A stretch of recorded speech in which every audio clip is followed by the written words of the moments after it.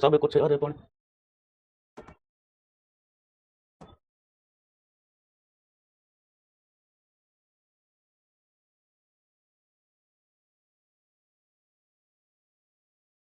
चलिए आगे बढ़ जाए दोस्तों। ओम ओम होमवर्क होमवर्क में बेटा कौन सा होमवर्क જોઈએ છે તમે? कौन सा होमवर्क જોઈએ છે? चलो अपन चर्चा करेंगे, होमवर्क तो डिस्कस करेंगे आगे भी। आओ दोस्तों, गोलीय दर्पण में अपन बात करते हैं बेटा स्फेरिकल मिरर्स। रे ऑप्टिक्स में बात करते हैं बेटा किसकी? Spherical mirrors.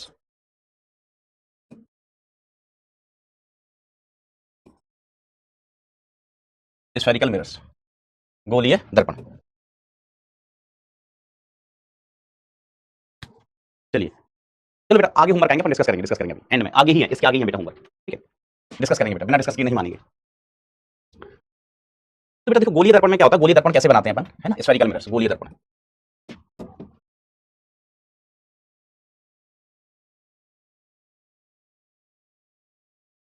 गोलीय दर्पण में बेसिकली क्या होता है बेटा, कोई गोला होता है, तो हम किसी गोले का एक भाग काट लेते हैं, गोला होगा, ठीक है? गोले का केंद्र होगा, गोले का क्या होगा बेटा, केंद्र होगा, इसका हमने कुछ भाग काट लिया, इतना भाग काट लिया, ठीक है? इतना भाग काट के अलग कर दिया और इस पर हमने क्या कर दी, पॉलिशिंग कर दी। इस पर हमने क्या की बेटा, पॉलिशिंग कर दी है। तो क्या बन गया, दर्पण बन गया, दर्पण बन गया, ठीक है? ये क्या बन गया बेटा, दर्पण बन गया। अब ये जो हमने भाग को काटा है ना, उसको हम ऐसे रख सकते हैं, या तो ऐसे रख देंगे, या तो ऐसे रख सकते हैं, या फिर ऐसे भी रख सकते हैं। कैसे रख सकते हैं बेटा, ऐसे रख सकते हैं, ठीक है? हम इधर पॉलिशिंग कर सकते हैं, तो ये वाली अपनी परावर्तक सतह हो गई इस साइड की। अब हमने इधर पॉलिशिंग कर दी, इधर पॉलिशिंग कर सकते हैं, तो ये वाली परावर्तक सतह हो जाएगी। तो इस आधार पर हम इनको दो भागों में बांट लेते हैं, ठीक है? जिस साइड पॉलिशिंग है उस साइड परावर्तक सतह नहीं होती, जिस साइड चिकना होता है, जिस साइड हमने पॉलिश नहीं किया होता है बेटा, उस साइड परावर्तक सतह होती है। अपन ने सबने दर्पण देखा हुआ है, ठीक है? समतल दर्पण तो सबने देखा हुआ होता ही है, तो जो चिकनी सतह होती है वो परावर्तक, पीछे वाली सतह पर पॉलिशिंग होती है, ठीक है? तो इस दर्पण का बेटा अपन नाम कहते हैं, ये होता है अपना अवतल दर्पण, अवतल दर्पण। अंग्रेजी में इसको कहते हैं कॉनकेव मिरर, कॉनकेव मिरर, ठीक है? ये होता है, इसका नाम होता है बेटा उत्तल दर्पण, उत्तल दर्पण। इसको हम क्या कहते हैं बेटा इंग्लिश में, कॉन्वेक्स मिरर, कॉन्वेक्स मिरर, ठीक है? नाम ऐसे मैं भूल जाता था बेटा नाम हिंदी में पहले, ठीक है? तो अवतल, उत्तल, तो जिसमें परावर्तक सतह अंदर धसी है, अंदर की तरफ धसी है परावर्तक सतह, वो अवतल। आ मतलब अंदर, आ मतलब आ मतलब अंदर और आ मतलब अवतल, ठीक है? उत्तल तो जिसमें परावर्तक सतह उभरी है ना? देखो यहाँ परावर्तक सतह में क्या है, उभार है, उभार आया हुआ है, उभार है बेटा, उभरी हुई है, तो उसे उभरी हुई सतह, उसे उत्तल, तो पहचानने का तरीका। अब यहाँ पर अपन कुछ शब्द उपयोग करते हैं, जैसे हम कहते हैं पोल, तो जो दर्पण का मध्य बिंदु होता है उसको अपन क्या बोलते हैं बेटा, पोल कहते हैं। ये अपना पोल हो गया, दर्पण का मध्य बिंदु। मातृभाषा में इसको अपन क्या कहते हैं बेटा, ध्रुव कहते हैं। तो एक जगह मैंने इंग्लिश में लिख दिया, एक जगह अंग्रेजी में, ध्रुव। अब जैसे मैं यहां पर बनाऊं तो ये अपना पोल हो गया, दिस इज पोल, ये ध्रुव हो गया, ठीक है? ये क्या है बेटा, सेंटर, ये क्या है बेटा, सेंटर है। अब ध्रुव और सेंटर को मिलाने वाली रेखा, ध्रुव और सेंटर को बेटा मिलाने वाली रेखा, इसको अपन क्या कहेंगे, ध्रुव और सेंटर को मिलाने वाली रेखा को अपन कहते हैं अक्ष, और इसका नाम होता है बेटा मुख्य अक्ष, मुख्य अक्ष, ध्रुव और सेंटर को मिलाने वाली रेखा। तो इस रेखा का नाम हमने रखा हुआ है प्रिंसिपल एक्सिस। कौन सी एक्सिस बेटा, प्रिंसिपल एक्सिस, मुख्य अक्ष, ठीक है? इसका नाम होता है बेटा, मातृभाषा में इसको अपन बोलते हैं मुख्य अक्ष, अंग्रेजों की भाषा में बोलते हैं principal axis. To the headmaster वाला प्रिंसिपल नहीं, प्रिंसिपल एक्सिस, ठीक है? अब जिस गोले से इस भाग को काटा गया है, तो गोले की कुछ ना कोई त्रिज्या होगी, गोले की कुछ ना कुछ त्रिज्या ही होगी। तो जिस गोले से इस दर्पण को काटा गया है उस गोले की त्रिज्या को हम क्या कहते हैं बेटा, वक्रता त्रिज्या, है ना? वक्रता त्रिज्या। जैसे इसको हम कहते हैं ये आर है, तो ये आर क्या कहलाती है बेटा, वक्रता त्रिज्या। सेंटर को क्या कह देते हैं, वक्रता केंद्र कह देते हैं। सेंटर को क्या कह देते हैं बेटा, वक्रता केंद्र। इंग्लिश में इसको बोलते हैं radius of curvature, radius of curvature, ठीक है? ये हो गया centre of curvature, centre of curvature. तो ये कुछ शब्द हैं, कुछ टर्म्स हैं, किससे संबंधित बेटा, गोलीय दर्पण से संबंधित। पहले तो इनके दो नाम, अवतल, उत्तल। मध्य बिंदु को ध्रुव कहते हैं, जिस गोले से काटा गया है उस गोले के केंद्र को वक्रता केंद्र कहते हैं, और उस गोले की त्रिज्या को वक्रता त्रिज्या कहते हैं। मुख्य अक्ष क्या होती है बेटा, गोले के ध्रुव को और वक्रता केंद्र को मिलाने वाली रेखा क्या कहलाती है, मुख्य अक्ष कहलाती है। अब ध्यान देना कि हम कभी भी अगर किसी गोले पर लंब खींचेंगे तो बेटा लंब हमेशा सेंटर से पास होगा, क्योंकि हम जानते हैं कि गोले पर जो त्रिज्या होती है वो लंब होती है। तो कभी भी हम गोले पर अभिलंब खींचें तो it will pass through the centre, ऐसे ये अभिलंब खींचा, ठीक है? अभिलंब, ये सभी अभिलंब है, तो जितने भी अभिलंब है बेटा वो सभी के सभी कहां से पास करेंगे, सेंटर से पास करेंगे, सेंटर से ही पास करेंगे। ये सेंटर है, ठीक है? ये सारे नॉर्मल से, आप किसी भी पॉइंट पर नॉर्मल खींचो बेटा, अभिलंब खींचिए, वो केंद्र से ही गुजरेगा, क्योंकि त्रिज्या ही इस पर लंब होती है, ठीक है? ये सब अभिलंब है। हम अभिलंब खींचेंगे कहां, तो सर अभिलंब हम वहां पर खींचेंगे जहां पर, अभिलंब हम उस जगह खींचते हैं बेटा जिस जगह परावर्तन हो रहा होता है, जिस जगह परावर्तन हो रहा होता है वहां पर हम अभिलंब खींचते हैं। अब आती है बेटा यहां पर चिन्ह परंपरा। वास्तव में टास्क हमारा क्या होता है, टास्क क्या होता है कि हमें गोले की त्रिज्या दी होगी, ठीक है? तीन चीजें होगी बेटा, गोले की त्रिज्या, गोले की त्रिज्या, ठीक है? त्रिज्या से ही संबंधित होती है फोकस दूरी, हम आगे इसकी चर्चा करेंगे, फोकस दूरी आगे इसकी चर्चा करेंगे, फोकस दूरी कभी आप भूल जाओ। तो एक तो गोले की त्रिज्या हो गई, एक हो गई बेटा वस्तु की दूरी, वस्तु की दूरी। तीसरी चीज हो गई बेटा प्रतिबिंब की दूरी, प्रतिबिंब की दूरी। प्रतिबिंब की दूरी को बेटा हम v से प्रदर्शित करते हैं, वस्तु की दूरी को हम u से प्रदर्शित करते हैं, और त्रिज्या को अपन किससे प्रदर्शित कर देते हैं बेटा r से। अब चिन्ह परिपाटी, चिन्ह परंपरा। बेसिकली होता क्या बेटा, इन तीन में से आपको कोई दो चीजें दी जाएंगी और एक चीज पूछी जाएगी, है ना। सामान्यतः और क्या होता है बेटा कि त्रिज्या आपको दे देते हैं, वस्तु की दूरी दे देते हैं, प्रतिबिंब के बारे में बताओ कि प्रतिबिंब कहां बनेगा। तो हमें एक तो चाहिए होता है u v एंड f में रिलेशन, u v व f में रिलेशन, व u v व r में रिलेशन चाहिए, में संबंध चाहिए, रिलेशन चाहिए, है ना। इसी को अपन क्या कहते हैं बेटा, दर्पण सूत्र कहते हैं। तो कहते हैं दर्पण सूत्र, दर्पण सूत्र कहते हैं इनमें संबंध को। फिर मेन चीज आती है कि चिन्ह परिपाटी, साइन कन्वेंशन, साइन कन्वेंशन की जो दूरियां हैं u v r, इनको कब पॉजिटिव लेते हैं कब नेगेटिव लेते हैं, कब पॉजिटिव लेते हैं कब नेगेटिव, ठीक है। तो आपने हो सकता है बचपन से कोई दूसरा साइन कन्वेंशन यूज किया हो, मैं आपको जो साइन कन्वेंशन बता रहा हूं वही अपन यूज करेंगे और ये बहुत बेनिफिशियल है, बहुत लाभकारी है साइन कन्वेंशन, इसलिए हम इसका उपयोग करते हैं, ठीक है। किताबों में आपको दूसरा साइन कन्वेंशन मिलेगा, परेशान मत होना, ठीक है, परेशान मत होना। दूसरी चीज, किताबों के अलावा आपने हो सकता है बचपन में लाइक 10th क्लास में कोई साइन कन्वेंशन पढ़ा हो, उसको भी बेटा भूल जाना, उसको भी क्या जानना, भूल जाना, है ना।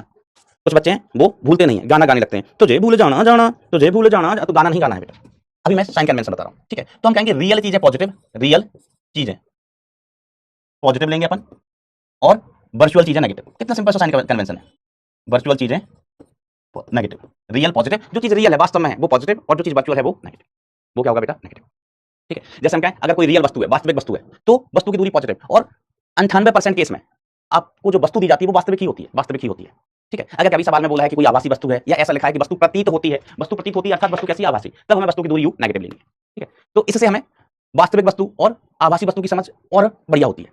प्रतिबिंब के बारे में सामान्यतः हमें ज्ञात करना होता है, प्रतिबिंब के बारे में हमें ज्ञात करना होता है कि प्रतिबिंब वास्तविक है या आभासी है, ज्ञात करना होता है, ठीक है। तो सवाल में हम क्या करेंगे, भी का मान निकालेंगे, अगर भी का मान पॉजिटिव आया तो भी खुद ही बता देता है, चिन्ह खुद बताता है चीख के कि प्रतिबिंब आभासी है या वास्तविक है। इतनी सी बात है, अगर भी का मान पॉजिटिव आया तो पॉजिटिव आया मतलब वास्तविक, नेगेटिव आया तो आभासी। अभी अपन एग्जांपल करेंगे तो सारी चीजें आपको क्लियर हो जाएंगी। तो ये तो साइन हो गया किसका, u एंड v का, u एंड v, ठीक है। अब दर्पण के लिए, तो जो अवतल दर्पण है, अवतल दर्पण कैसा दर्पण बेटा, अवतल दर्पण। तो अवतल दर्पण की बेटा अपन जो वक्र त्रिज्या या फोकस दूरी है वो पॉजिटिव लेते हैं, और उत्तल दर्पण के लिए नेगेटिव। उत्तल दर्पण सर हम भूल जाएंगे, कैसे याद रखेंगे, हमने कहा अभी अपन सवाल करेंगे ना तो अपने प्रैक्टिस में आ जाएंगी चीजें, प्रैक्टिस में आ जाएंगी, फिर अपन कभी नहीं भूलेंगे, कभी नहीं भूलेंगे। तो इतना सा अपना साइन कन्वेंशन है, इतना सा साइन कन्वेंशन है, तो इसमें चल रहे हैं सर, चल रहे हैं। तो एक चीज और, जो किरणें होती हैं इनको अपन दो भागों में बांट लेते हैं, किरणें इनको हम दो भागों में बांटते हैं। एक हम कहते हैं पैरेक्सियल रेज और दूसरे को क्या कहते हैं, मार्जिनल रेज। इनको मातृभाषा में क्या कहते हैं, कोई बताएगा क्या?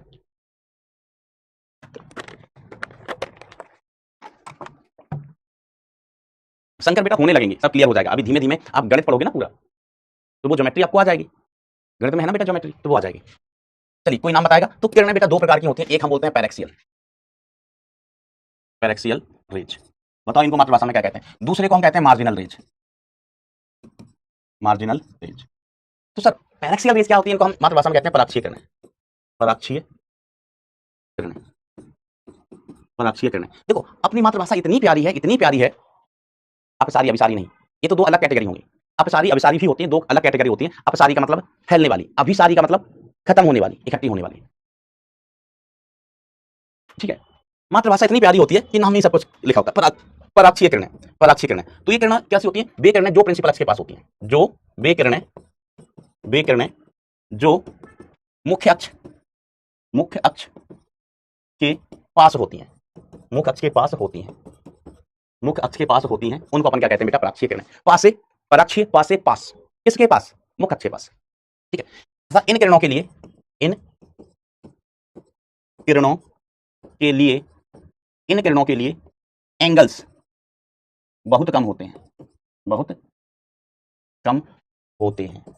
अब आपके मन में सवाल आया होगा सर कौन से एंगल, तो हम कहेंगे परावर्तन में कौन से एंगल होते हैं, आपतन कोण, परावर्तन कोण, यही होते हैं ना। तो ये बेटा एंगल कैसे होंगे, बहुत छोटे होते हैं। किरण पास में है ना मुख्य अक्ष के, है ना। देखो कैसे, हमने कहा हमारा गोलीय दर्पण, ये मुख्य अक्ष। अब किरण कहां आ रही है, मुख्य अक्ष के बिल्कुल पास में, बिल्कुल नजदीक आ रही है किरण कहां आ रही है, मुख्य अक्ष के बिल्कुल नजदीक, ये पास, यहां पर प्रकाश किरण आई। अब जहां प्रकाश किरण आती है वहां पर हम क्या खींचते हैं, अविलंब खींचते हैं। क्या खींचते हैं बेटा, अविलंब, ठीक है। तो अविलंब के लिए पहले मैं सेंटर ढूंढना होगा, हमने कहा चलो सेंटर ये सेंटर है।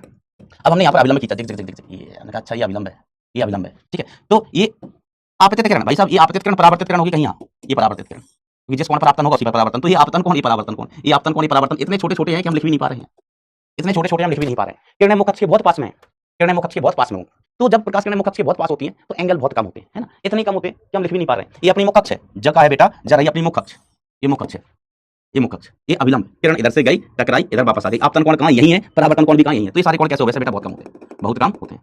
तो याद रखना कि पराक्षीय किरणें होंगी तो हम कहेंगे कोण कैसे बेटा, बहुत कम है, ठीक है मास्टर, ठीक है। Very good, very good. ये क्या चल रहा है, क्या खोल के बैठे हो, मैं तक पकड़े। नाम नहीं बताया, इनको क्या बोलते हैं, जहां तक मुझे नाम याद आ रहा है इनको बोलते हैं उपाक्षीय किरण, उपाक्षीय किरण मातृभाषा में। तो अगर ये मुख्य अक्ष के पास वाली है तो ये मुख्य अक्ष के दूर वाली होंगी, ये मुख्य अक्ष के दूर, मुख्य अक्ष से दूर वाली, से दूर होती है, दूर होती है। और इनके लिए कोण, इनके लिए कोण तुलनात्मक रूप से, तुलनात्मक, किसके तुलना में बेटा, इसके तुलना में, यहां कोण बहुत कम है तो इनके लिए कोण तुलनात्मक रूप से ज्यादा होते हैं, ज्यादा होते हैं। 30 डिग्री, 45 डिग्री, 60 डिग्री, यहां पर 2 डिग्री, 5 डिग्री, 7 डिग्री, है ना, 10 डिग्री यहां तक। तो कोई चीज छोटी या बड़ी है, ऑब्वियसली बेटा इसको हम तुलनात्मक रूप से ही कह सकते हैं, तुलना करते हैं कि अइला तुम छोटी हो, अइला तुम बड़ी हो, है ना, कोई भी चीज हो। सर एक बार बना कर बता दो तो मजा ही आता है। हमने कहा लो बना के देख लो, बना के देख लो, तुम जो खाओ वो सही, जो खाओ वो सही। ये दर्पण, दर्पण है तुझको सब कुछ अरेपण है। सर गाना मत गाओ, बहुत बुरा गाते हो, बहुत ही बुरा गाते हो। पीयूष कुमार देखो, ये नहीं सुधरेगा, ये नहीं सुधरेगा। हम तुमको पहले भी कहे हैं, ये कह रहा है master I hate you because I love you. हम उसको कैसे समझे, हम तुमको बताया था बेटा, हमारे कॉलेज में, हमारे कॉलेज में हमारी क्लास की लड़कियां भी यही कहती थी, I hate, I hate, I hate this handsome guy. लेकिन वो सिर्फ हेट कहती थी, लव लव यू तो कभी नहीं कहती थी। और तुम भी हमको हेट कर रहे हो, तो बेटा बताओ बताओ अब जीवन में कौन बचा, पूरा ब्रह्मांड ही हमको हेट करेगा बेटा, तो हम कहां जाएंगे। आलिया भट्ट भी हमको हेट करती है, तुम भी हमको हेट करते हो, हमको कोई लव नहीं करता है, ठीक है। तो अब देखो बेटा, इसमें से जो मुख्य अक्ष के पास है, ये मुख्य अक्ष के पास वाली है ना, तो इनको अपन क्या बोल देंगे, पैरेक्सियल, पैरेक्सियल पराक्षीय किरणें। और मुख्य अक्ष के जो दूर हैं, जैसे ये वाली, ये दूर है धत तेरी की, ये मुख्य अक्ष से दूर है, ये भी मुख्य अक्ष से दूर है, तो ये जो किरणें होंगी ये कहलाएंगी बेटा मार्जिनल,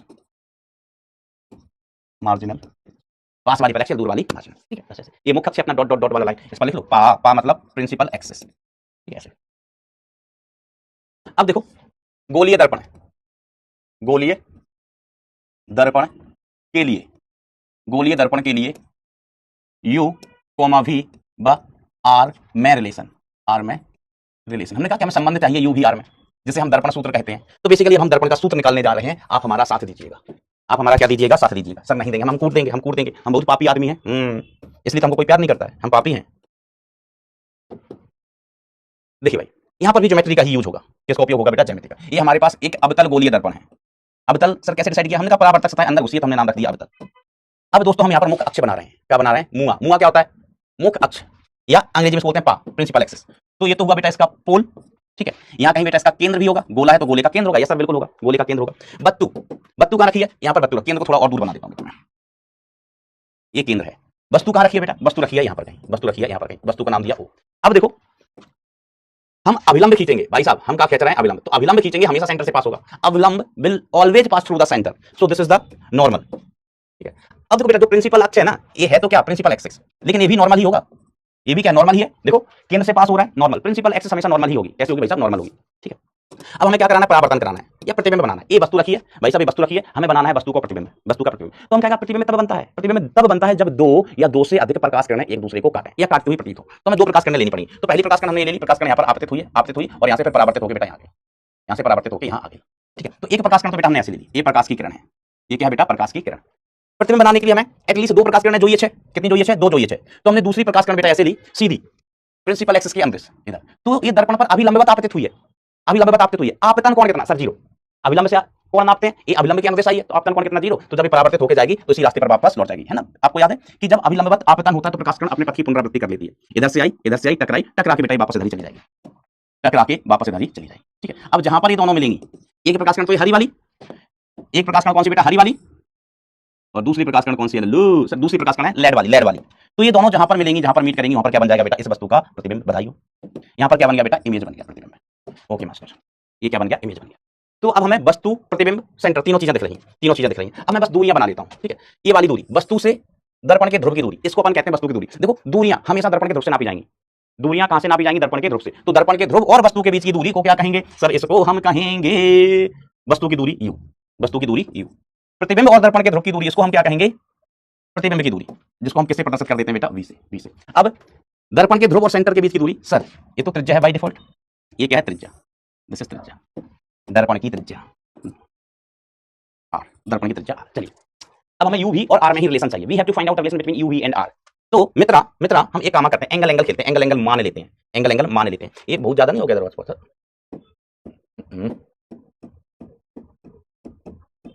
ये यही क्यों आ रहा है भाई, तुम सिलेक्ट क्यों नहीं हो रहे हो। चलिए एंगल एंगल खेलते हैं। तो मैंने बेटा इस एंगल को माना अल्फा, अच्छा कलर नहीं है ये, इस एंगल को माना बेटा हमने अल्फा, इस एंगल को माना थीटा, और इस एंगल को मान लिया बेटा मैंने बीटा, इस एंगल को मैंने मान लिया बीटा। ये प्रकाश किरणें पराक्षीय होती हैं, सॉरी यस पराक्षीय, मुख्य अक्ष के बहुत पास वाली, मुख्य अक्ष के बहुत पास वाली, ठीक है। इसको हमने कहा पी, इस बिंदु को हम कह देते हैं बेटा एम, है ना, परावर्तन हो रहा है, एम नाम दे दिया बिंदु का। अब तो हमारे पास दर्पण के लिए सिर्फ एक रिलेशन है, हमारे पास और कुछ नहीं जीवन में, दर्पण है तो हमारे पास एक संबंध है, का संबंध है हमारे पास एक संबंध होता है कि आपतन कोण बराबर परावर्तन कोण, अगर ये कोण आई है तो ये वाला कोण भी आई ही होगा, इसके अलावा और कुछ नहीं होता हमारे पास दर्पण में, ये कोण आई है तो ये भी आई ही होगा, ठीक है। लेकिन अब अपन त्रिभुज में कुछ खेलते हैं, त्रिभुज में कुछ खेलते हैं। तो देखो अगर हम कंसीडर करें त्रिभुज OCM में, OCM में जो कोण थीटा है, इसका कुछ नाम होता है, सोच के बताओ। OCM जो कोण है त्रिभुज के बाहर है, क्या नाम होता है इस कोण का, कोई बताएगा। हम बात कर रहे हैं त्रिभुज OCM, मतलब ये वाला त्रिभुज, देख देख देख देख, ये वाले त्रिभुज की चर्चा कर रहे हैं। कोण थीटा का नाम क्या होता है, कोण थीटा का नाम क्या होता है।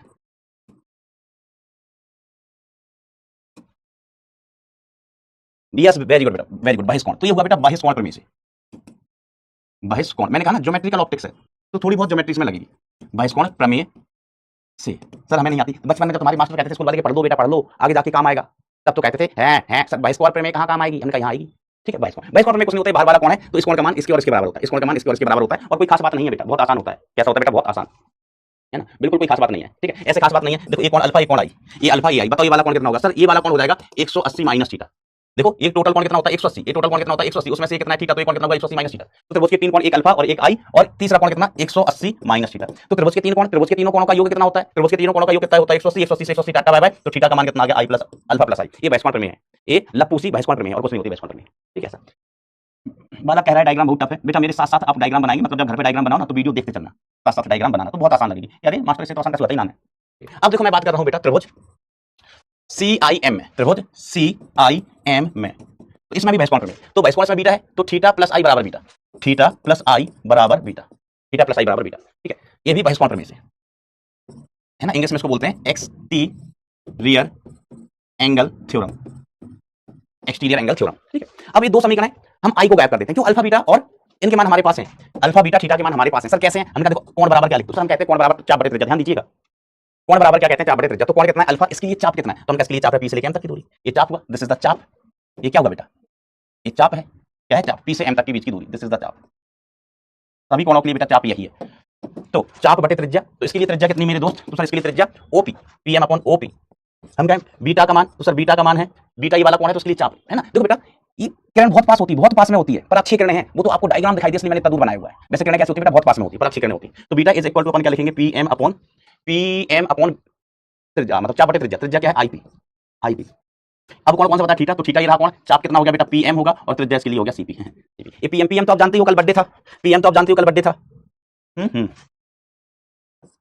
पीएम कल बर्थडे था, और नीचे ओपी आईपी सीपी है ना, ये दूरियां हैं, ओम प्रकाश, इंद्र प्रकाश, चंद्र प्रकाश, सब दूरियां। तो हमारे पास अल्फा बीटा थीटा के मान है, अल्फा बीटा थीटा के मान है, इसमें अल्फा बीटा थीटा के साथ साथ आई भी है, तो हम आई को गायब करेंगे।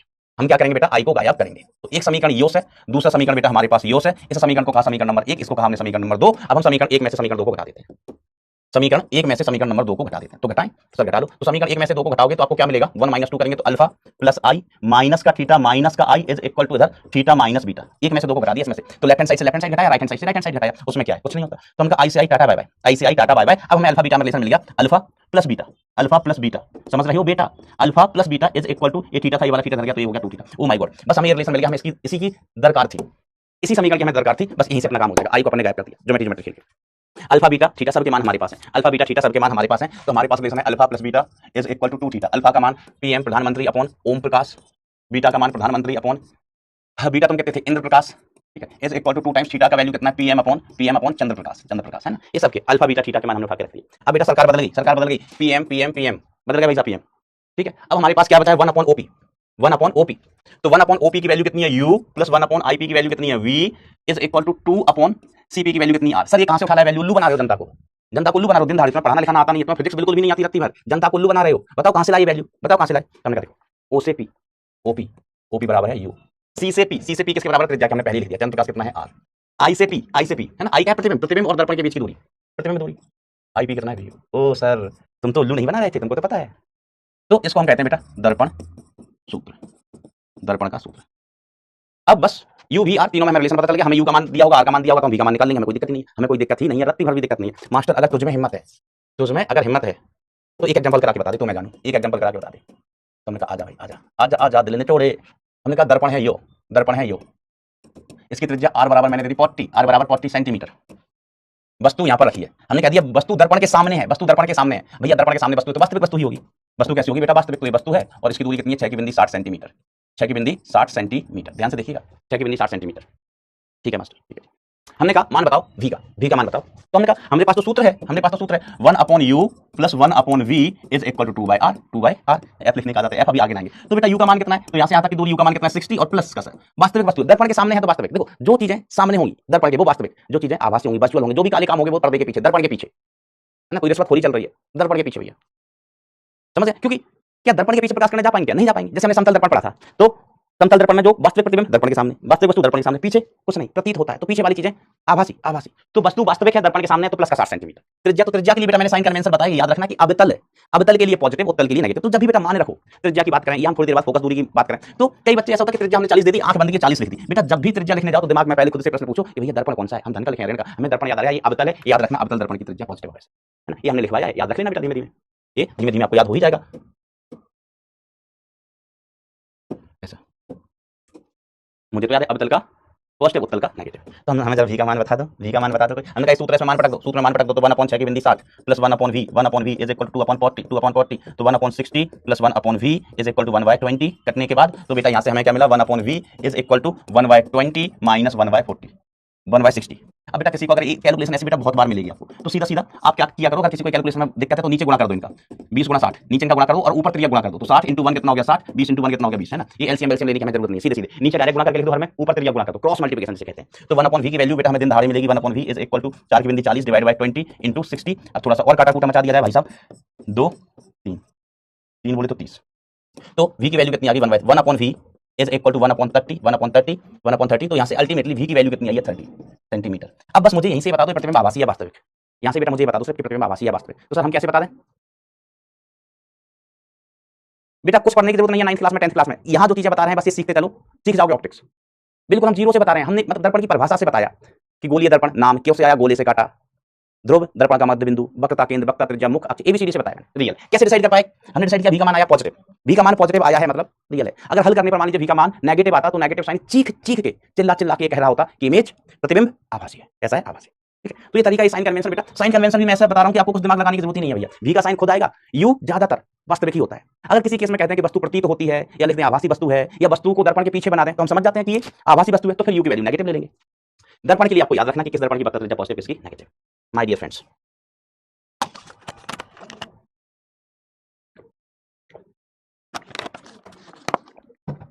बेटा ये अपने मन से कॉन्सेप्ट मत बनाओ। एक बालक लिख रहा है कि सर ये वैल्यू पॉसिबल है इसलिए इमेज रियल है। हमने पॉसिबल, इम्पॉसिबल और अनपॉसिबल की कोई चर्चा नहीं की है, कोई चर्चा नहीं की है। चलिए अब अपन बात करते हैं बेटा फोकस व फोकल लेंथ। फोकल लेंथ है ना, जिसे मातृभाषा में क्या कहते हैं? फोकस दूरी, फोकस दूरी। तो फोकस दूरी की परिभाषा तो बेटा सबको पता होगी, किसे नहीं पता फोकस दूरी? जिसे फोकस दूरी की परिभाषा नहीं पता वो ईमानदारी से थम्स अप पर वोट करना, थम्स अप पर वोट करना जिसे फोकस दूरी की परिभाषा नहीं पता है। तो देखो बेटा फोकस दूरी की परिभाषा इतनी आसान है कि इससे आसान कुछ हो ना सके, जा से आसान कुछ हो नहीं सकता है। नहीं पता है कोई बात नहीं, तेरा मास्टर यहाँ क्यों आया है? तेरा मास्टर यहाँ क्यों आया है? बतानी कौन सी चीजें बतानी? जो चीजें तुम्हें पता है वो, और जो चीजें तुम्हें पता नहीं है वो भी बतानी। ये मुख्य अक्ष, मुख्य अक्ष। तो हम ये कहते हैं फोकस दूरी की परिभाषा में कि अनंत से आने वाली किरणें, अनंत से आने वाली किरणें, और जो किरणें अनंत से आएंगी वो हमेशा समांतर होंगी। अनंत से आने वाली किरणें या अनंत अनंत पर जाने वाली किरणें, जाने वाली किरणें हमेशा हमेशा समांतर होंगी, हमेशा समांतर होती हैं। तो इस पॉइंट को भी याद रखना बेटा। आपसे कभी कहा जाए कि प्रकाश किरणें अनंत पर जा रही हैं तो मतलब वो समांतर ही होंगी, क्योंकि समांतर किरणें ही अनंत पर मिल सकती हैं। हम क्या प्रकाश किरणें अनंत से आ रही हैं, अनंत से आ रही हैं तो वो भी समांतर होंगी, वो भी कैसे होंगी बेटा? समांतर। तो हम ऐसा कहते हैं कि अनंत से आने वाली किरणें अर्थात मुख्य अक्ष के मतलब अर्थात समांतर आने वाली किरणें, समांतर आने वाली किरणें दर्पण से परावर्तन के बाद, कलर अलग ले लेता हूं मजा नहीं आ रहा है, भन्नाट कलर नहीं है, समांतर आने वाली किरणें, या इनको हम कह सकते हैं अनंत से आने वाली किरणें, अनंत से आने वाली किरणें दर्पण से परावर्तन के बाद जिस बिंदु पर मिलती हैं, दर्पण से परावर्तन के बाद जिस बिंदु पर मिलती हैं या मिलती हुई प्रतीत होती है उसको अपन क्या कहते हैं? फोकस कहते हैं। उसको क्या कहते हैं? फोकस। ठीक है, तो दो ही किरणें ले लो। तो हमने कहा ये समांतर किरणें हैं, मतलब कहां से आ रही है? अनंत से, दर्पण से परावर्तित हुई, परावर्तित होने के लिए यहां पर मिल रही हैं, यहां पर ही मिल रही हैं। ठीक है, तो यहां पर मिल रही हैं तो अर्थात इनका यहां प्रतिबिंब बना।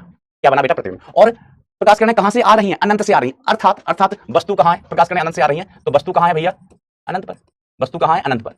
देखो प्रकाश किरणें किससे आती है? वस्तु से। वस्तु से हमने कहा प्रकाश किरणें अनंत से आ रही है, तो वस्तु कहां है? अनंत पर। वस्तु का अनंत पर, तो अनंत से आने वाली प्रकाश किरणें दर्पण से परावर्तन के बाद जिस बिंदु पर मिलती है, जिस बिंदु पर मिलती है उस पर बनता है प्रतिबिंब। प्रतिबिंब, और इसी को अपन क्या कह देते हैं? फोकस।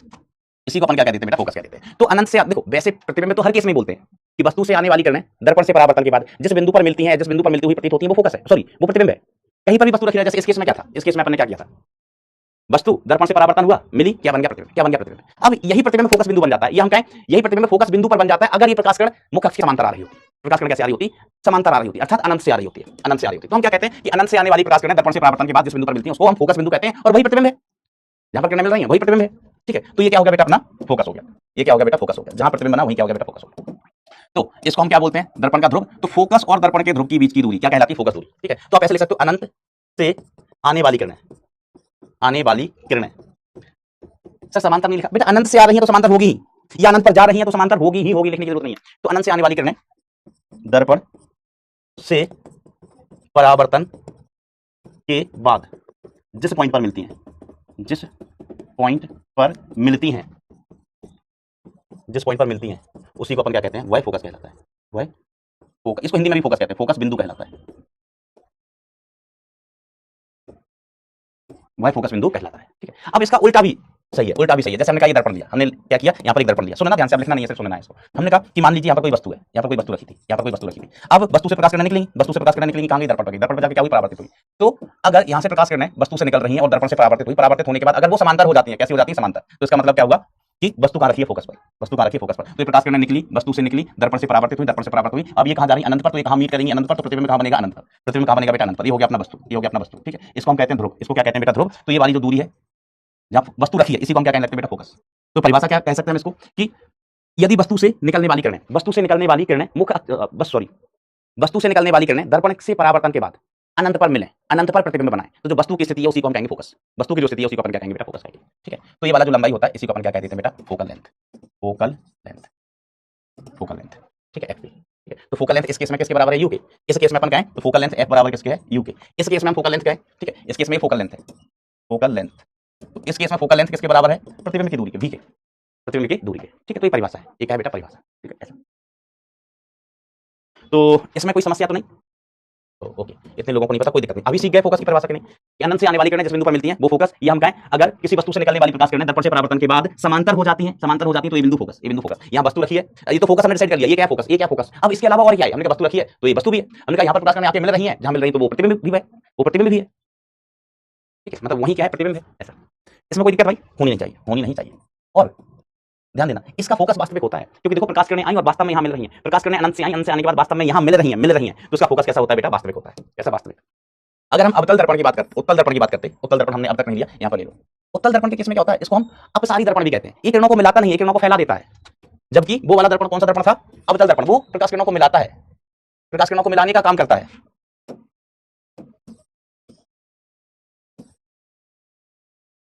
ये प्रकाश किरणों को फैलाने का काम करता है, तो इसको सामान्यतः हम अपसारी दर्पण भी कह देते हैं। अपसारी, ये प्रकाश किरणों को मिला रहा है, अनंत से आने वाली प्रकाश किरणों को मिला रहा है, प्रतिबिंब वास्तविक बनेगा, इसको अभिसारी दर्पण भी कहते हैं। तो देखो इस केस में हमने कहा प्रकाश किरणें कहां से आ रही हैं? हाँ भाई साहब प्रकाश किरणें अनंत से आई, प्रकाश किरणें कहां से आई? अनंत से। अब ये अनंत से प्रकाश किरणें आई हैं, एक दूसरे के समांतर आई हैं, अनंत से आ रही तो समांतर ही होंगी। अब दर्पण से परावर्तन के बाद भाई साहब, दर्पण से परावर्तन के बाद ना ये फैल जाती हैं, क्या करती हैं? फैल जाती हैं। ठीक है, ये प्रकाश किरण यहाँ भाग गई, ये यहाँ भाग गई, ये वाली प्रकाश किरण यहाँ भाग गई, यहाँ भाग गई, मतलब पीछे तो जाएगी ही नहीं, प्रकाश किरण कहाँ भाग जाएगी? एक प्रकाश किरण यहाँ भाग गई टें, और एक प्रकाश किरण यहाँ भाग गई, ये फैल जाएंगे इस पर, समझ रहे हो? यहाँ से प्रकाश किरण आई, ये आई धत तेरी की, ये वाली प्रकाश किरण आई टकराई इधर भाग गई, ये प्रकाश किरण आई टकराई इधर भाग गई। अब देखो परावर्तन के बाद की ये प्रकाश किरण है, परावर्तन के बाद ये प्रकाश किरण है, ये आगे जाके कहीं मिलेंगी क्या? हम कहेंगे आगे जाके कहीं नहीं मिलेंगी, तो फैल रही है, ये फैल रही है, आगे जाके कहीं मिलेंगी नहीं। अगर ये आगे जाके कहीं मिलेंगी नहीं तो हम कहेंगे कहीं प्रतिबिंब नहीं बनेगा। भाइयों कहीं प्रतिबिंब बनेगा ही नहीं। ओ माय गॉड, तो हम कहा इधर तो कहीं प्रतिबिंब नहीं बनेगा, लेकिन ये दर्पण के पीछे मिलती हुई प्रतीत होंगी, दर्पण के पीछे मिलती हुई प्रतीत होंगी, तो यहाँ पर जो प्रतिबिंब बनेगा, प्रतिबिंब बनेगा आई, ये कैसा होगा? आभासी। कैसा प्रतिबिंब होगा बेटा? आभासी। अब प्रकाश किरण कहां से आ रही है? अनंत से, मतलब यू का मान कितना है? अनंत है, तो फोकस की परिभाषा इन्वॉल्व करते हैं। अब फोकस की परिभाषा, अनंत से आने वाली प्रकाश किरणें, अनंत से आने वाली प्रकाश किरणें दर्पण से परावर्तन के बाद जहां मिलती हैं या मिलती हुई प्रतीत होती हैं वहां फोकस। तो यहां मिलती हुई प्रतीत हो रही है, मिलती हुई प्रतीत हो रही है, तो यही बिंदु क्या होगा? फोकस हुआ। ये फोकस कैसा हुआ? आभासी फोकस। तो हम आपसे कहें बताओ ये दर्पण का नाम बताओ, आपने कहा ये दर्पण का नाम है उत्तल। उत्तल, तो जो उत्तल दर्पण है इसका फोकस कैसा है? आभासी है। उत्तल दर्पण है, इसका फोकस कैसा? आभासी है। ठीक है, इसका फोकस आभासी है, फोकस कैसा है रे सर? आभासी, आभासी। इसीलिए इसकी फोकस दूरी को हम कैसा लेके चलेंगे? Negative. Focal length sign convention में फोकल लेंथ कैसा लेंगे वो नेगेटिव। भैया जो आभासी चीजें हैं, जो आभासी चीजें हैं वो सब नेगेटिव, सब नेगेटिव। इस केस में देखो प्रकाश किरणें वास्तव में मिल रही है, वास्तव में मिल रही है। तो इस केस में इधर प्रकाश किरणें वास्तव में आके मिली बेटा, वास्तव में आके मिली। तो इस दर्पण के लिए अवतल अवतल दर्पण अवतल दर्पण का फोकस को नहीं का, ये तो हमारे यहाँ की भाषा में कहा जाता है, अवतल दर्पण का फोकस रियल है। रियल कैसा है? रियल। इसलिए इसके लिए एफ का मान कैसा लेंगे? पॉजिटिव। भैया अपना फंडा एक ही है, जो चीज रियल है पॉजिटिव, जो चीज रियल है पॉजिटिव, और जो चीज वर्चुअल है आभासी है वो नेगेटिव। इसलिए इसकी फोकस दूरी अपन कैसे लेके चलेंगे? पॉजिटिव। इसलिए बेटा मैंने बोला था इसकी त्रिज्या कैसा लेने का है? पॉजिटिव। फोकस दूरी पॉजिटिव, इसकी त्रिज्या भी पॉजिटिव, त्रिज्या भी पॉजिटिव, त्रिज्या भी पॉजिटिव। या ऐसे देख लो, देखो त्रिज्या कहां से नापते हैं? ध्रुव से, ध्रुव से। अगर त्रिज्या दर्पण के सामने है, त्रिज्या दर्पण के सामने है, जो चीज दर्पण के सामने हो रही है, सामने सीना ठोक के हो रही है, सीना ठोक के, वो चीज रियल, वो चीज रियल। जो पीठ पीछे हो रहा है ना, पीठ पीछे, वो सब वर्चुअल, सब वर्चुअल। इस दर्पण से कहो ए दर्पण सेंटर का है, सीना ठोक के कहेगा ये रहा सेंटर, सामने सामने होगा हमारा सेंटर। देखो इसका गोला बनाओ, ऐसा गोला बनेगा, सेंटर का है, सामने है दर्पण के, सीना ठोक के कहेगा ये सामने, त्रिज्या का कहेगा सामने है, सामने। जो चीजें सामने है वो रियल है, जो रियल है वो पॉजिटिव है, वो पॉजिटिव है। ये दर्पण बेचारा, ये दर्पण है, दर्पण, ये परावर्तक सतह, ये दर्पण के सामने, दर्पण के सामने। हमने कहा दर्पण, दर्पण कहाँ है तेरा सेंटर, कहाँ है सेंटर? दर्पण कहेगा मुंह छुपा लेगा, पहले मुंह छुपा लेगा, काली काम काली करतूत है, मुंह छुपा लेगा। काल ने गोला बना लिया, बोला इधर इधर। कहाँ? दर्पण के पीछे, पीछे है, पीछे काली करतूत है, आभासी। सेंटर कहाँ? पीछे। वक्र त्रिज्या कहाँ? पीछे। फोकस कहाँ? पीछे। सब पीछे है, आभासी। ये दर्पण ही आभासी है पूरा। ये हमेशा वास्तविक वस्तु का ना, वास्तविक वस्तु का हमेशा आभासी प्रतिबिंब बनाएगा, हमेशा आभासी प्रतिबिंब बनाएगा वास्तविक वस्तु का, हमेशा आभासी छोटा। इससे देखो काले काम कभी बड़े नहीं होते। हो सकता है कि लोगों को लगे कि काले काम कर रहे हैं, अरे बहुत जलवा है, जलवा है, कुछ नहीं, काले काम कभी बड़े नहीं होते, आभासी। तो ये जो दर्पण है ना, याद रखना, ये हमेशा काली करतूत करेगा, आभासी प्रतिबिंब बनाएगा। और आभासी चीजें छोटी, काले काम कर रहा है, काले काम छोटे होते हैं, याद रखना, है ना। ये सीना ठोक के सामने, वक्ता केंद्र सामने, त्रिज्या सामने, फोकस सबको सामने, सब कुछ रियल है। हमने कहा तुम प्रतिबिंब छोटा बनाओगे, बड़ा बनाओगे, ये कहेगा मेरी मर्जी, सारे हमारे काम एकदम सफेद हैं, सफेद काम है, कोई कालाबाजारी नहीं है। अब हमारी मर्जी होगी, अगर हमें प्रतिबिंब छोटा बनाना होगा हम छोटा बनाएगा, बड़ा बनाना होगा हम बड़ा बनाएगा, बराबर बनाना होगा तो बराबर बनाएगा, आभासी बनाना होगा तो हम आभासी बना सकते हैं। क्यों? हम दूध के धुले हैं, हम दूध के धुले हैं, रियल हैं, सब कुछ सामने हमारे। समझ रहे हो बेटा बात को? ठीक है, ये चीजें, पॉइंट्स काम आएंगी आगे चल के, कि जब पूछा जाएगा आभासी बनेगा वास्तविक बनेगा तो काम आएंगे बेटा, पॉइंट है ना, कालाबाजारी और दूध के धुले होना है। तो इसका फोकल लेंथ नेगेटिव, इसका वृत्त बनाए, केंद्र पीछे मिलेगा, त्रिज्या पीछे मिलेगी, पीछे मिलेगी मतलब आभासी। इसलिए बेटा हम इसकी रेडियस पहले मैंने लिखा था ना कि कैसी होती है, नेगेटिव होती है। पहले मैंने रीजन नहीं बताया था, अब सुन लो जो मैंने कहा था ना। अवतल दर्पण सब कुछ सामने है, पॉजिटिव। उत्तल दर्पण वक्ता केंद्र पीछे, फोकस पीछे, नेगेटिव, सब आभासी, सब आभासी। इसका नाम ही रख दो आभासी दर्पण पगले का। लेकिन काम के दोनों होते हैं, काम के दोनों होते हैं। अब मेन चीज आती है, मेन चीज आती है इंपॉर्टेंट चीज। सर आप तो पगले हर चीज को इंपॉर्टेंट कह रही थी, मैं नहीं मानू।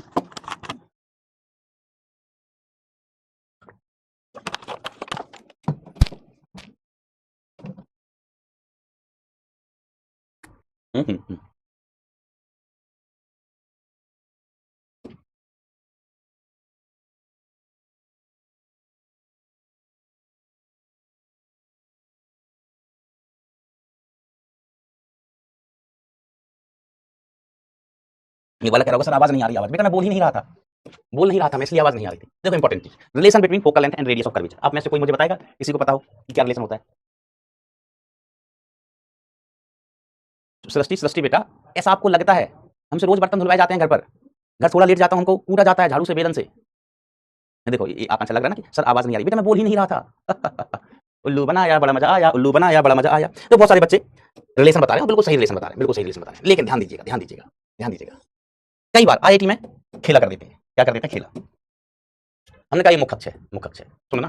हम फोकस की परिभाषा लगाएगा, फोकस का परिभाषा लगाएगा और फोकल लेंथ निकालने की कोशिश करेगा। आप मेरा साथ दीजिएगा। तो हमने कहा फोकस कहाँ होता है? फोकस का होता है, हमने कहा पहले किरण को भेजो अनंत, किरण को कहाँ भेजो? अनंत। तो हमने कहा अनंत से आने वाली किरण है ना, जो मुख्य अक्ष के समांतर होगी, अनंत से आने वाली किरण, ठीक है, ऐसा, ठीक है, ठीक है। दर्पण से परावर्तन के बाद मुख्य अक्ष पर जहां मिलेगी, मुख्य अक्ष पर जहां मिलेगी वो फोकस बिंदु होगा, वो क्या होगा? अपना फोकस बिंदु होगा। हमने सही कह रहे हो, बिल्कुल प्रॉपर डेफिनेशन बोले हो, प्रॉपर डेफिनेशन बोले हो। आप कहोगे बोलेंगे सर हमने पढ़ा हुआ है, हम पढ़ाई करने वाले बच्चे, आपकी तरह थोड़ी ना अनपढ़ गवार, अनपढ़ भट्ट गवार, आपकी तरह थोड़ी ना पढ़ने वाले बच्चे हैं। वेरी गुड, वेरी गुड, पढ़ने वाले बने ना, कभी अनपढ़ भट्ट गवार हो भी मत जाना। तो देखो भाई साहब ये क्या होगा? नॉर्मल होगा, ये नॉर्मल है तो नॉर्मल कहां से पास करेगा? हमेशा सेंटर से पास करेगा। ये नॉर्मल है, इस पॉइंट का हमने नाम दे दिया, ये नॉर्मल है, इस पॉइंट का नाम दे दिया हमने मैम नहीं, एम। क्या नाम दे दिया? एम नाम दे दिया। इस पॉइंट को हम बोलते थे पी। अब मुख्य अक्ष के समांतर आने वाली किरण अर्थात अनंत से आने वाली किरण दर्पण से परावर्तन के पास जिस बिंदु पर मिलती है वही बिंदु फोकस कहलाता है। यही प्रतिबिंब है, ये बिंदु का कहलावा है फोकस, कहलावा है, का कहलावा है फोकस। तो हमें ये वाली दूरी ज्ञात करना है FP. We have to find out this distance FP, ठीक है। एफपी को अपन क्या कहेंगे? फोकल लेंथ, ठीक है। तो एफपी इज इक्वल टू क्या हो गया बेटा? Focal length. हमें यही निकालना है। तो देखो अगर हमें एफपी ज्ञात करना है मेरे दोस्तों, तो मेरा साथ देना, भले थोड़ा थोड़ा देना, लेकिन देना, लेकिन देना। हमने कहा ये वाली दूरी कौन सी? तो आप ये दूरी कितनी हो जाएगी? जल्दी बताओ कमेंट में। सर ये दूरी कितनी? सर बता जल्दी बेटा, ये वाली दूरी कितनी? ये वाली दूरी कितनी? जल्दी बताओ कमेंट में। ये दूरियां कितनी? ये दूरियां कितनी? तो आप कहोगे सर का मजाक कर रहे हैं, कोई भी बता देगा। ये केंद्र परिधि त्रिज्या है, केंद्र परिधि ये भी त्रिज्या ही है। हम कहेंगे शाबाश बेटा शाबाश। तो अगर अब मैं फोकस दूरी एफपी लिखना चाहूं तो एफपी का वैल्यू क्या लिख सकता हूं, एफपी फोकस दूरी एफपी, तो एफपी इज इक्वल टू कितना हो गया, capital R minus CF, capital R minus CF. देखो हमें ये जो ये चाहिए फोकस दूरी है, तो ये क्या हो गया, यहां से यहां तक की दूरी सीपी, सीपी माइनस सीएफ लिखा है बेसिकली, सीपी माइनस सीएफ। हाँ मास्टर ठीक है, तो ये क्या है एफ, सीपी क्या है आर, और क्या सीएफ। अगर हमें कहीं से मान मिल गया, कहीं से भी अगर हमें मान मिल गया किसका, सीएफ का, तो अपना काम हो जाएगा, अपना काम हो जाएगा। अब हम ढूंढेगा पीएफ एफपी की बात है, अब हम ढूंढेगा बेटा किसका मान, सीएफ का मान। चलें ढूंढने, साथ दोगे बेटा हमारे साथ चलना, नहीं तो भटक जाओगे भैया। आओ, तो पूरा ब्रह्मांड जानता है सर तुम्हारी हर बात पूरी ब्रह्मांड जानता है। हमारी बात नहीं, हमारी बात नहीं, पूरा ब्रह्मांड ये जानता है यो से आपतन कोण और यो से परावर्तन कोण, और आपतन कोण एंड परावर्तन कोण बराबर हो गए से, आपतन कोण परावर्तन कोण बराबर हो गए से। हम कहेंगे ओ माय गॉड, ये तो पूरा ब्रह्मांड जानता है। सही कह रहा हूं मोड़ा, तू मोड़ा बिल्कुल सही कह रहा हूं। अब देखना ध्यान से, मेरा साथ देना, अब काम की चीज आ रही है, हमें निकालना है सीएफ। हमारा टारगेट क्या है, हमारा टारगेट, हमारा मकसद है बेटा ये निकालना, सीएफ निकालना, सीएफ निकालना, क्योंकि हमने सीएफ का मान रख दिया, अपना काम हो गया। तो ध्यान दीजिएगा, अगर ये वाला एंगल है तो ये वाला भी एंगल आई होगा। सही कह रहा हूं मास्टर, मास्टर तू सही कह रहा है, मास्टर तू सही कह रहा है कि अगर ये एंगल आई है तो एंगल भी आई होगा। कैसे है, एक अंतर कौन है, एक अंतर कौन है, देखो ये दोनों समांतर है, ये वाली रेखा समांतर है, ये रेखा कौन बना रही है, अगर ये कौन आई है तो ये भी आई है। दिखाई दे गया होगा वैसे, आप मैथ के स्टूडेंट हो और मेरे से ज्यादा इंटेलिजेंट हो, मैं तो गधा हूं, गोदूगा, पगला हूं मैं। ये आई है तो ये भी आई है। अब मैं यहाँ पर एक काम कर रहा हूँ, मैं एक काम कर रहा हूँ, साथ दीजिएगा, साथ दीजिएगा। मैं यहाँ पर एक लंबे गिरा रहा हूँ, क्या मिलेगा मास्टर तुमको लंबे डाल के। हमने कहा देखो पहले लंबा में गिराने तो फिर बताते हैं। तो यहाँ पर हमने एक लंबा डाला, यहाँ पर लंबा खींच दिया, ये 90 डिग्री, तो इधर भी 90 डिग्री। इस लंबे को क्या नाम दे दूं मैं, इस पॉइंट को क्या नाम दूं, सब कुछ तो हो गया, एम हो गया, पी हो गया, कद्दू हो गया, ई नाम दे दिया। क्या नाम दे दिया हम, ई नाम दे दिया इस पॉइंट को, क्या नाम दे दिया है ई। क्या अब आप ध्यान से देखें, त्रिभुज सी एफ ई एंड त्रिभुज F E M F E सर्वांग सम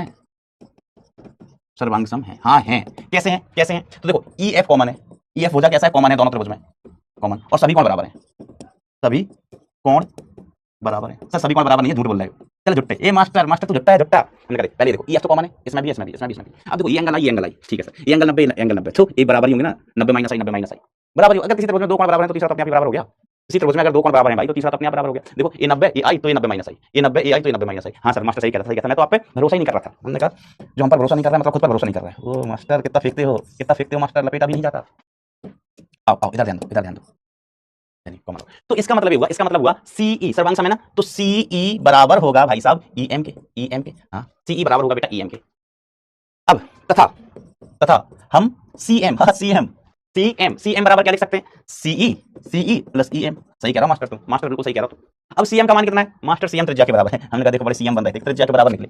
ये वैल्यू कितनी है, सीई है, कितनी है, सीई है, और ये वैल्यू ईएम, तो सीई और ईएम बराबर है, तो ईएम की जगह भी हमने लिख दिया भाई साहब सी लिख दिया। तो आर इज इक्वल टू, अभी हमें मिला है 2CE, लेकिन हमें सीई नहीं सीएफ चाहिए, सीई नहीं सीएफ चाहिए। तो मैं शू જોઈએ છે हमें જોઈએ છે सीएफ। मेरा ध्यान साथ देना, हम अगले पन्ने पर चल रहे हैं भैया। अब देखो हमें सीएफ चाहिए और हमें सीई पता है, ये वाली लंबाई हमें पता चल गई भैया, ये वाली लंबाई पता चल गई, ये एंगल पता है, ये एंगल है आई, आपतन कोण आई। तो ये आई के लिए 90 डिग्री के सामने हो गया कर्ण, 90 डिग्री के सामने कर्ण, और ये आई के लिए आधार है, तो cos थीटा लिख दे मास्टर, cos थीटा लिख दे तुम। तो हम लिख रहे हैं cos थीटा, थीटा कितना आई, तो cos of I is equal to आधार दैट इज सीई बटे कर्ण विच इज सीएफ। सी से सी काट दो, हमने कहा ले सी करता है कहीं से गधे। तो cos of I is equal to, इसका मान कितना है सीई का सी का मान हम यहां से लिख सकता है दोस्त। ये मासूम भाई ने ना मुझे कितना बुरा हंसना सिखाया है, इनकी शादी होने तो उनकी घर पे शिकायत करूंगा इनकी वाइफ से। सी का वैल्यू कितना हो गया, r/2 डिवाइडेड बाय CF। हमें CF જોઈએ છે तो CF का मान कितना हो गया, r/2 cos of I, r/2 cos of I. ये CF का मान मिला सर, जस्ट बना, हमने कहा रुको अभी बनाएंगे। हमें कहा જોઈએ છે, हमें F જોઈએ છે, શું જોઈએ છે F।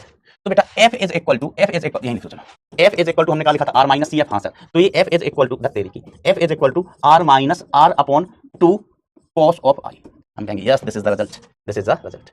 अब मैं इसको थोड़े से बड़े अक्षरों में लिख देता हूँ, ताकि आप इसको आदि काल तक याद रखें। ये जो फोकल लेंथ है F, फोकल लेंथ है बेटा F, इसका जो सूत्र आता है ये r minus r upon 2 cos of I.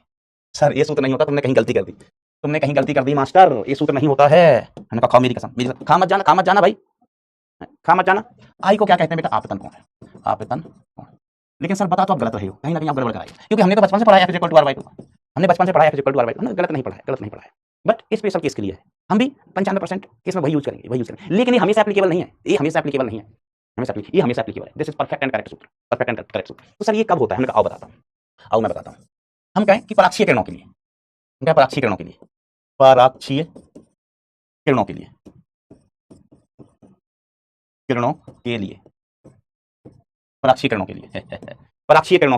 हम क्या कहते हैं, पराक्षीय किरणों के लिए क्या होता है, एंगल से स्मॉल होते हैं। पराक्षीय किरणों के लिए एंगल कैसा होता है, स्मॉल। तो आई कैसा होगा बेटा, स्मॉल, वेरी टेस्टी नहीं, खाने का नहीं है, वेरी स्मॉल। कैसा होता है बेटा, आई वेरी स्मॉल होता है। अगर आई स्मॉल है है ना। तो cos ऑफ i की वैल्यू बताओ कितनी हो जाएगी, अगर i छोटा है तो cos i की वैल्यू कितनी हो जाएगी, cos i की वैल्यू लगभग, जैसे एंगल छोटा होता है तो sin थीटा क्या हो जाता है, थीटा हो जाता है, sin थीटा हो जाता है, थीटा हो जाता है, लेकिन sin थीटा थीटा हो जाता है, लेकिन cos i 1 हो जाता है ना, क्योंकि एंगल छोटा है मतलब i बहुत कम है, i बहुत कम मतलब जीरो, जीरो तो cos जीरो कितना होता है 1, अगर किसी को लॉजिक समझना है इसके पीछे का तो cos ऑफ i इसका मान लगभग कितने के बराबर हो जाता है 1 के बराबर। तो पराक्षीय किरणों के लिए अगर हम इस रिजल्ट को लिखें फोकस दूरी को, तो f is equal to r minus r upon 2 cos i की वैल्यू, कसाई नहीं तो मैं नहीं हूं, मैं साधु आदमी हूं, है मैं साधु आदमी, मैं कभी मुर्गा नहीं मारता, मैं कभी मुर्गा नहीं मारता हूं, हाँ, मैं कभी मुर्गा नहीं मारता, मरा मराया ले आता हूं। सर ये कैसे साधु है, तो ये कितना हो गया फोकस दूरी, इतना हो गया। तो अंततः बेटा हमें यहां से देखो f की वैल्यू कितनी है, r/2, तो f इक्वल टू r/2 हमेशा नहीं पराक्षीय किरणों के लिए। और हमारे जो सूत्र हैं बेटा, हमारे जो केसेस हैं उसमें 98% 95% केस 98% केस 95% केस यही वाले होते हैं, पराक्षीय ही होते हैं। तो ये पराक्षीय किरणों के लिए। अब सर हमें पता कैसे पड़ेगा कि पराक्षीय नहीं है, हमने कहा सवाल पढ़ोगे ना तो सवाल में कुछ नहीं लिखा है तो पराक्षीय, लेकिन कभी सवाल में ऐसा है कि थीटा का मान ज्यादा है, हमने कहा आपतन कोण 30 डिग्री है, तो 30 डिग्री छोटा होता है क्या, 30 डिग्री छोटा होता है क्या, नहीं होता ना, वो हम कहेंगे 30 डिग्री तो कोण छोटा है ही नहीं, मतलब किरण पराक्षीय नहीं है, समझ रहे बेटा बात। हाँ समझ, ऐसे केसेस में। अब जैसे मैं आपको पूछूं एक सवाल दूं example, thank you so much दीदी। मैं आपको सवाल दिया था, हमने कहा एक गोली दर्पण की त्रिज्या r बराबर कितना है, 40 सेंटीमीटर है, या मैंने ऐसे फोटो दे दी, भवरे ने खिलाया फूल को ले गया राजकुंवर, जू जू जू जू जू जू जू जू, भवरे ने कहा तू ना जाना, भूल तुझे लग जाए मेरी उम्र। कितना बुरा गाते हो भाई, मैं मजाक कर रहा हूँ, मैं मुर्गा नहीं खाता हूँ क्या, मैं साधु आदमी। ठीक, ऐसा हमने कहा, ऐसा हमने आपको फोटो दे दिया, ठीक है, ये नॉर्मल है एंड दिस इज आपतन कोण इज 37 डिग्री, आपतन कोण कितना दिया मैंने 37 डिग्री। अब हमने कहा फोकस दूरी बताओ, तो ऑब्वियसली बेटा प्रकाश कण कहां से आ रही है, अनंत से दर्पण से टकराने के बाद जिस बिंदु पर मिलेगी उस बिंदु को हम क्या कहेंगे, फोकस, उस बिंदु को क्या कहेंगे फोकस, तो हमें फोकस दूरी निकालना है, we have to find out the focus दूरी, है ना, ध्यान दीजिएगा, ठीक है। इसकी त्रिज्या आपको दी गई है r बराबर 40 सेंटीमीटर, हमने कहा फोकस दूरी बताओ, जल्दी से आंसर बताओ, चाय आ गई तो आंसर बताओ, हम चाय पीता, झूठा कर दिया, अरे यार मेरे से क्यों हो जाता है ऐसा, सॉरी बेटा, कल पिलाते चाय।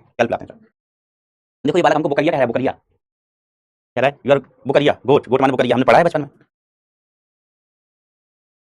तो कोई भी सामान्य विद्यार्थी होगा वो क्या कहेगा, सर f बराबर कितना होता है, r/2 होता है, f बराबर r/2 होता है, r का मान कितना है 40 आंसर इज 20, नंबर मिलेगा -1, because this angle 37 is not very small, sir small कैसे नहीं है, स्मॉल है, हमने कहा 37 कहां से स्मॉल पागले, तो ये पराक्षीय किरण नहीं है।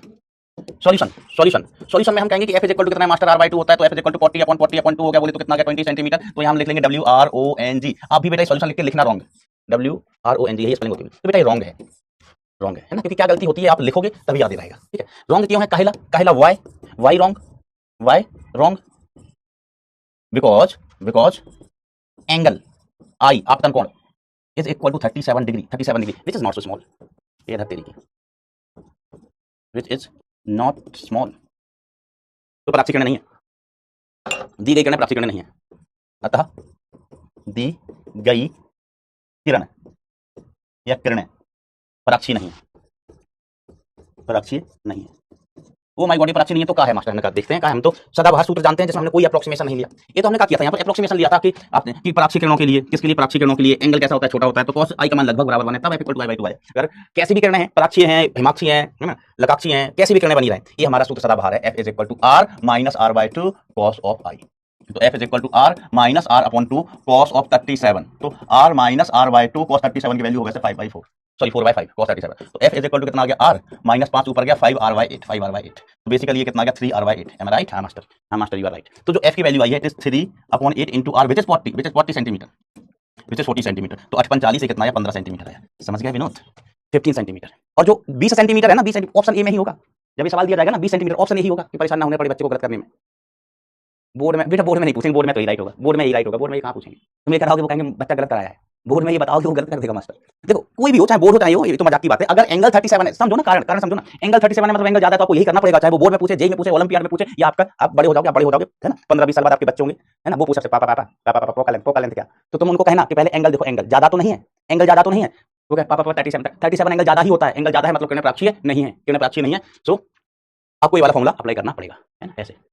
तो ध्यान रखना, अभी के लिए नहीं, बड़े के लिए ही, नहीं तो बच्चे कहेंगे पापा बेवकूफ है, ओके ओके। अभी तो हम तो फोकस दूरी जीरो करवा देंगे, हम तो फोकस दूरी जीरो करवा देंगे। आप कौन बताओ उसके लिए? फोकस दूरी कुछ भी हो सके है सिग्निफिकेंट। देखो एक एग्जांपल और देखो, हमसे कहा जाता है, किससे? हमसे कह रहा हूँ, शर्म नहीं आ रही, मास्टर से कह रहा हूँ। लाल गुलाल बड़े बबुआ गए ससुराल बंधे लडुआ, लाल गुलाल बड़े बबुआ गए ससुराल बंधे लडुआ।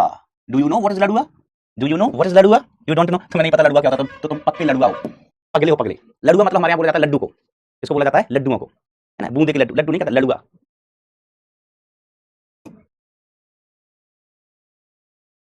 ऐसे शादी में क्या बने थे? पांत में, पंगत नहीं बोला जाता, पांत, पांच में क्या बने थे? लडुआ बने थे। यस। चलो चलो आगे आगे।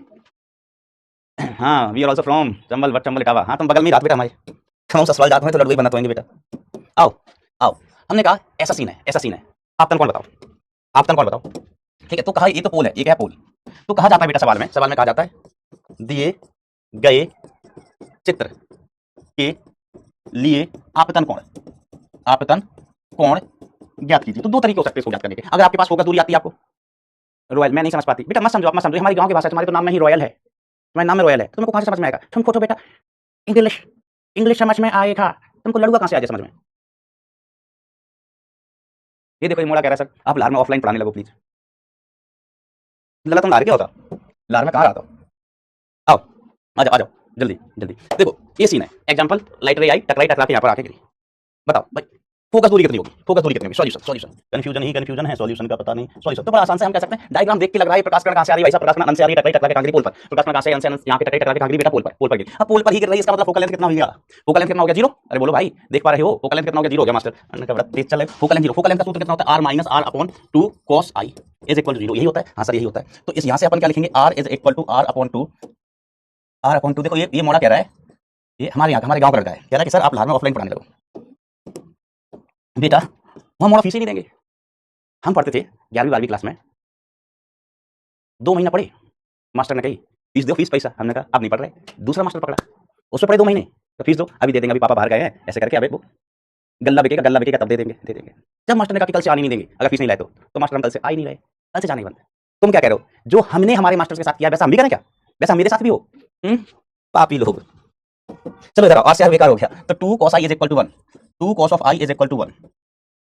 तो भाई साहब cos of i is equal to कितना होगा? 1/2 means i is equal to what? cos i equal to 1/2 है ना भाई। तो cos ऑफ i इसका वैल्यू अपन क्या लिख सकते हैं? cos ऑफ 60, cos 60 का वैल्यू 1/2 होता है, i का value will come out as 60 degree, 60 degree.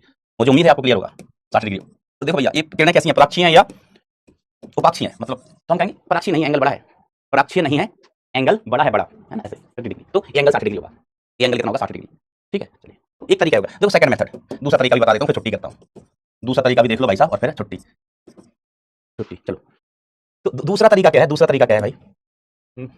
नहीं बेटा चालाक नहीं, ऐसा नहीं, ऐसा नहीं, साधु आदमी हूँ भाई मैं, साधु आदमी। अब एक दो मास्टर ऐसे थे कि वो पैसे लेते नहीं थे हमसे, तो हमने कहा ये लेते नहीं है, अब ये वाले मास्टर पैसे मांग रहे हैं, हम उनको देते कि सर ले लो, पढ़ रहे हैं, नहीं तो बचेगा नहीं, हमें पढ़ा हुआ फीस नहीं लोगे, वो लेते नहीं थे। अब दूसरे मांग रहे थे, तो बेटा मुझे ख्याल रखना पड़ेगा ना, एक मास्टर कितना नेक आदमी, उसको पैसे दे रहा है, वो ले नहीं रहा है, दूसरा पैसा ले रहा है, पैसा मांग रहा है, उसको पैसे देंगे, अमीर हो जाएगा, अमीर हो जाएगा। फिर इसकी इज्जत नहीं करेगा जो हमारा साथ दे रहा है, हमें इज्जत दे रहा है कि बेटा तुम फ्री में पढ़ो। हम उसको इसलिए नहीं देते थे पैसे जो मांगता था, क्यों? बेचारा नेक आदमी गरीब रह जाएगा, और ये पैसा मांग रहा है, इसको पैसे देंगे तो अमीर नहीं हो जाएगा। इसलिए इक्वालिटी, इक्वालिटी, इक्वालिटी मेंटेन कर रहा था बेटा मैं, चालाक नहीं था, चालाक नहीं था, जिम्मेदार, जिम्मेदार नागरिक तब भी था, जिम्मेदार नागरिक अब भी हूं। चलो सेकंड मेथड कैसा? डायग्राम से, रे डायग्राम से, रे डायग्राम से, डायग्राम। आओ भाई साहब देखो एक चीज समझना, हमने कहा देखो अगर इस एंगल को हमने आई कहा, सुने ना, देखो कितना आसान है यहाँ से, इस एंगल को भाई साहब हमने बोला आई, तो ये एंगल भी कितना होगा? आई। हमने कहा अच्छा, हमने कहा ये वाला एंगल आई है तो ये वाला भी एंगल आई होगा। सर कैसे होगा? कैसे? हमने कहा ये आपतन, ये परावर्तन, ये आपतन कोण, ये परावर्तन कोण, ठीक है, ये आई है, ये आई है, एकांतर कोण, एकांतर कोण। हमने कहा ये कितना होगा? हमने कहा ये भी, इसको भी आई होना पड़ेगा। आप कहोगे मास्टर कैसे आई होना पड़ेगा? हमने कहा देखो ये दूरी क्या है सर? आर है। ये वाली दूरी क्या है सर? ये भी त्रिज्या है, ये भी त्रिज्या है। अब ये भी त्रिज्या, ये भी त्रिज्या, तो ये वाले एंगल बराबर होने चाहिए कि नहीं होना चाहिए? ये भी त्रिज्या, ये भी आर है, ये भी आर है बेटा, तो एंगल भी बराबर होना चाहिए, ये एंगल भी बराबर होना चाहिए। समझ गया ना? जैसे हम कहें समद्विबाहु त्रिभुज, समद्विबाहु त्रिभुज, ये वाली भुजा दोनों बराबर है, तो हम कहें एंगल भी बराबर होते हैं, एंगल आई है तो ये भी आई होगा।